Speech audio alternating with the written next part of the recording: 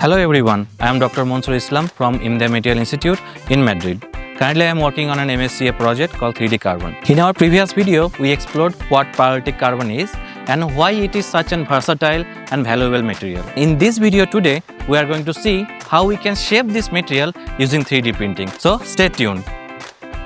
You might know 3D printing, which is often used to create these plastic prototypes, and we are going to use a very similar process. But instead of having these plastic parts as the final material, we are going to convert these plastic parts into 3D solid carbon.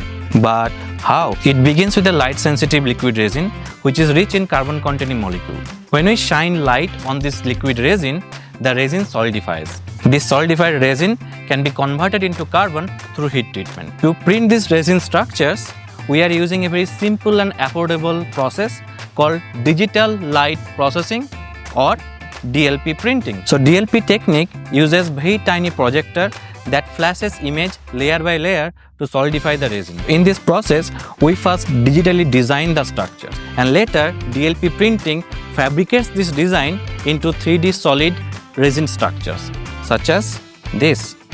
Now we take these 3D printed resin, put them in a furnace and heat them up more than 500 degrees Celsius in the absence of oxygen. And what happens? All the non-carbon element, they gets removed, and what leaves behind is only pure carbon. But here is the surprise. The structure retains the same geometry as we designed, but it shrinks a lot. And this shrinkage can be as much as 90% of the original dimension of the printed structures. Utilizing this shrinkage, now we can produce carbon structures with a smaller dimension that is otherwise not possible using the 3D printing process. By combining 3D printing and pyrolysis, we have now full control over the dimension, geometry and the properties of carbon materials, which can be then tailored for different applications. Cool, right? Can we use this 3D printed carbon for biomedical applications? So that's what I'll be talking about in the next video, where we can show how we can use this 3D printed carbon for bone regeneration. Thanks for watching. I am Dr. Monsur Islam from IMDEA Materials.